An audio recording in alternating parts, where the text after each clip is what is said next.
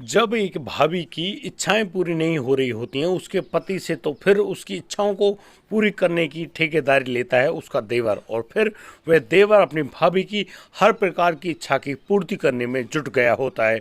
वह अपनी भाभी से इस प्रकार से मोहब्बत का इजहार करता है, उनके बीच में वह प्यार इतनी जोर से पनपता है कि अब तो उनको जब भी मौका मिले वो लोग एक दूसरे से शारीरिक संबंध बनाने में कोई भी कसर नहीं छोड़ते हैं। यानी कि खेतों पर, घर में, छत पर, यानी कि उनको जहाँ भी मौका मिलता वो दोनों एक दूसरे के प्यार में इस प्रकार से बस जाते। अब तो उनके इसी प्यार के संबंध के रूप में पूरे गांव में हल्ला होने लगा था कि कैसे वो दोनों एक दूसरे से मोहब्बत किया करते हैं, और इसी मोहब्बत के चलते वो लोग अब किसी की भी सुनने वाले नहीं हैं।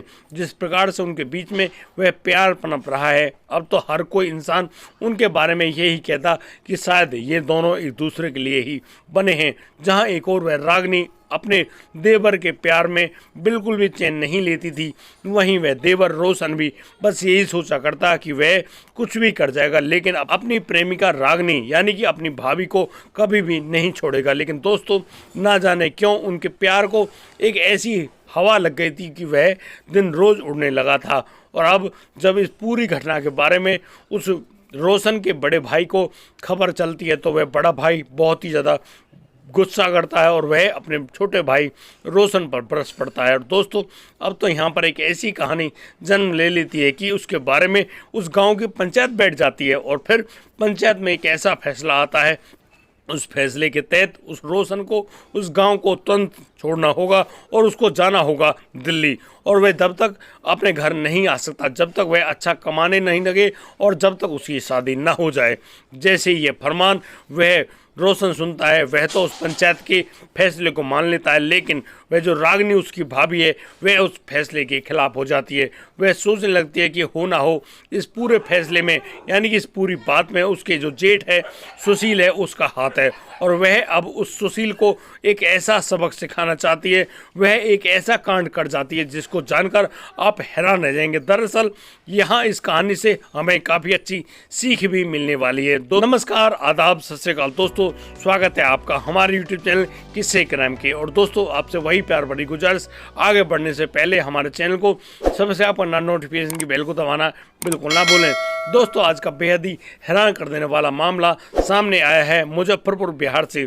दोस्तों, मुजफ्फरपुर बिहार के अंतर्गत आने वाला ये गांव, यहाँ पर सुशील अपने भाइयों के साथ रहा करता है। उसके दो छोटे भाई है, उसका एक भाई है अमरजीत और उसका तीसरा जो भाई है जिसका नाम रोशन लाल होता है, वह यहाँ पर बहुत ही प्यार से रहा करता है। सुशील के छोटे भाई अमरजीत की एक बहुत अच्छी जॉब लगी हुई है और वह बोकारो में काम करता है, यानी कि झारखंड के उस बोकारो में काम करता है और वहाँ पर अक्सर रहा करता है। लेकिन अब जब से उस सुशील ने उस अमरजीत का संबंध यानी कि विवाह कराया है, तब से उनके घर में उसकी छोटी बहू यानी कि रागनी आ गई थी। रागनी जो कि बहुत ही सुंदर थी दिखने में, और वह जो रागनी है वह अब यहाँ पर अपने पति के प्यार के लिए तरसती रहती है, क्योंकि अमरजीत जहाँ बोकारो में काम किया करता है वह वहीं पर रहता है, लेकिन वह अपनी पत्नी को अपने साथ नहीं ले जाता है। इसी वजह से यहाँ पर उसकी जो पत्नी रागनी है वह अक्सर तड़पा करती है कि काश उसका पति उसको अपने साथ ले जाता। बस इसी मामले में वह बहुत ज़्यादा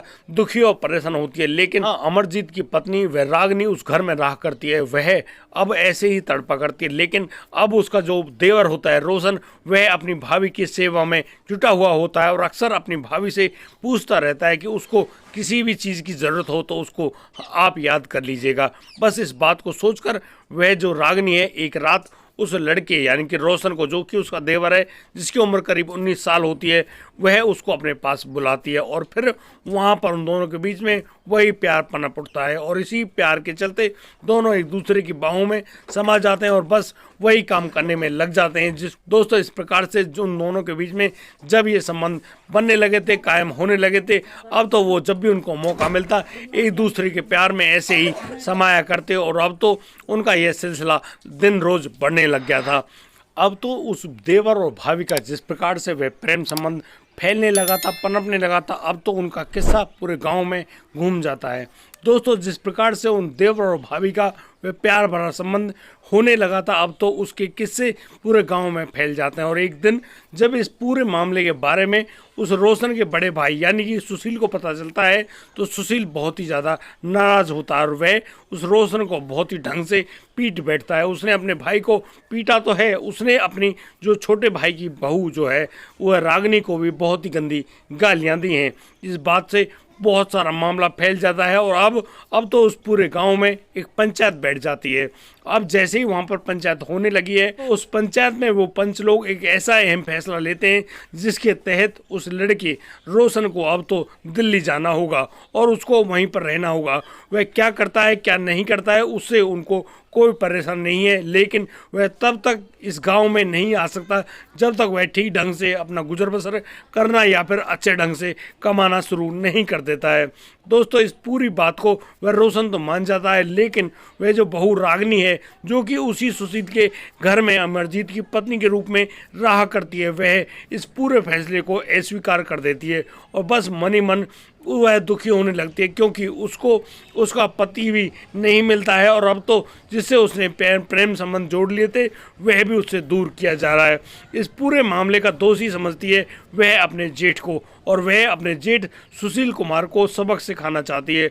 उसके दिमाग में दिन रात एक ऐसी प्लानिंग चल रही होती है जिसके तहत वह अपने जो जेठ है यानी कि उस सुशील को एक ऐसा सबक सिखाना चाहती है कि वह जो सुशील जिंदगी भर उस सबक को याद रखे और वह अब उस सुशील के दुश्मन यानी कि विद्यापति से मिल जाती है। दरअसल विद्यापति जो कि सुशील का एक पड़ोसी है और जिसका सुशील के साथ इस प्रकार का झगड़ा चल रहा है एक छोटी सी जमीन के टुकड़े को लेकर, यहाँ पर दोनों पक्ष अपना अपना दावा ठोकते हैं लेकिन इस पर अभी तक किसी ने कोई भी कब्जा नहीं किया। इसी दौरान उन दोनों के बीच में जो रंजिश है यानी कि उनकी कई बार लड़ाई भी हो चुकी है।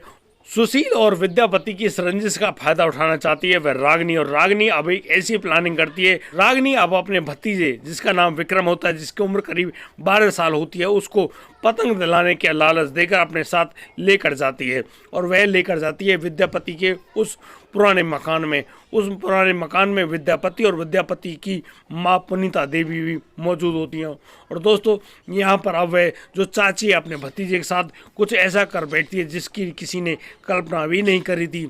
दोस्तों विक्रम को वहाँ पर लेटाने के बाद अब वह जो रागिनी अपने पास से उस दरांती को निकालती है और बस उस पुनीता के हाथ में थमाते हुए कहती है कि लो काट डालो इसकी गर्दन। और बस इसी बात को सुनकर अब तो वह पुनीता देवी इसी काम को अंजाम देती है। वह लड़का सोच भी नहीं पाता है, इतने में ही वह जो पुनीता देवी है उस बच्चे की गर्दन को रेत देती है। यहाँ पर वह चाची यानी कि जो रागिनी देवी है वह उस लड़के के हाथ पैरों को जो कि बहुत जोर से हिलने लगे थे उनको पकड़े हुए वहीं पर बैठी हुई होती है और बस अब वह जो रागिनी है वापस अपने घर आती है और बस अपने घर में ही बैठ जाती है यानी कि वह किसी को भी मालूम नहीं चलने देती है कि आखिर वह इतना भयानक कांड कर क्या आई है। अब तो जैसे ही एक दिन बाद उस पूरे मामले में पूरे गांव में हल्ला मच जाता है कि सुशील के बेटे विक्रम की किसी ने गर्दन काट कर हत्या कर दी है, तो वहाँ पर वह जो रागिनी देवी है बहुत ही जोरों से रोने धोने का नाटक करती है। लेकिन अब यहाँ पर जो वह लड़का मिला था वह मिलता है विद्यापति के उस पुराने घर में। अब तो उस घर के बारे में जब पुलिस खोजबीन में जुटी हुई होती है पूछताछ करने लगती है तो अब पुलिस के सामने यह मामला खुलकर आता है और रंजिशन अब तो सुशील अपने बेटे की हत्या का आरोप अपने उस दुश्मन यानी कि विद्यापति पर लगाता है। विद्यापति और विद्यापति को जब गिरफ्तार किया जाता है तो यहाँ पुलिस की पूछताछ में विद्यापति पुलिस को बताता है कि यहाँ पर सुशील की छोटे भाई अमरजीत की जो पत्नी यानी कि जो रागिनी है वह उसके पास आई थी और उसी ने पूरी इस प्लानिंग को बताया था। अब तो जब रागिनी को भी पूछताछ के लिए थाने लाया जाता है तो रागिनी भी अपने द्वारा किए गए सारे जो काम है उनको स्वीकार कर लेती है और वह हामी भरते हुए कहती है कि हाँ वह सुशील को उसके किए का सबक सिखाना चाहती थी।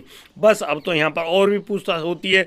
तब यहाँ पर जो विद्यापति है उसकी जो माँ है पुनीता देवी उसका भी नाम सामने आता है। अब तो उन तीनों तीनों को गिरफ्तार कर लिया जाता है और उनको जेल भेजने की तैयारी लगी होती है। लेकिन दोस्तों अब यहाँ पर वह अकेला सुशील ऐसे रह गया था जो कि अपने माथे पर हाथ रखकर बैठा, क्योंकि सुशील का वह एकमात्र बेटा जिसकी उम्र करीब 12 साल थी, वह विक्रम, जिसको बड़े ही नाजों से वह पाल रहा था, एक चाची ने उसकी इतनी भयानक हत्या करवा दी और वह भी खुद अपने हाथों से की है। यानी कि एक पत्नी जब इस हवस के चक्कर में पड़ जाती है तो वह इतनी बावली हो जाती है कि उसको यह भी पता नहीं होता कि वह कितने खौफनाक काम को अंजाम दे रही है। ऐसे काम हमेशा खतरनाक ही होते हैं। दोस्तों अब तो उन तीनों लोगों को गिरफ्तार करके जेल में भेज दिया गया है और अब यहाँ चारों तरफ सिवाय पछताने के कुछ भी नहीं बचा है। दोस्तों इस पूरे घटनाक्रम को सुनाने का उद्देश्य किसी को परेशान करना नहीं है, किसी का दिल दुखाना नहीं है। दोस्तों हम लोग बताना चाहते हैं कि जो लोग इस प्रकार के अवैध संबंधों को प्रेम संबंध का नाम दिया करते हैं वो लोग सुन लें कि ये जो अवैध संबंध हैं ये हवस के धंधे हैं, यानी कि हवस के द्वारा पैदा किए गए संबंध हैं। यानी कि इसमें किसी का भला तो होना नहीं है, यहाँ सिवाय नुकसान के और कुछ होगा ही नहीं। दोस्तों किसी भी बुरे काम को करने से पहले 10,000 बार सोचें और उसके फल के बारे में अवश्य सोचें कि शायद आपको ऐसी नौबत ना भुगतनी पड़े। दोस्तों आज के लिए सिर्फ इतना ही, लेकिन आपसे गुजारिश है यदि आप यहाँ पर कुछ कहना चाहते हैं तो बेधड़क होकर हमारे इस कमेंट बॉक्स में लिख कर भेज सकते हैं। यदि आपको हमारी ये कहानी अच्छी लगी तो आप हमें लाइक, कमेंट, शेयर और सब्सक्राइब करना बिल्कुल ना भूलें। दोस्तों आज के लिए सिर्फ इतना ही, अब दीजिए मुझे इजाज़त, मिलता हूँ कल, लाता हूँ एक नया सनसनीखेज मामला। तब तक के लिए आप बढ़िया रहें, बेहतरीन रहें, अपना और अपने परिवार का बखूबी ख्याल रखते रहें। जय हिंद, जय भारत।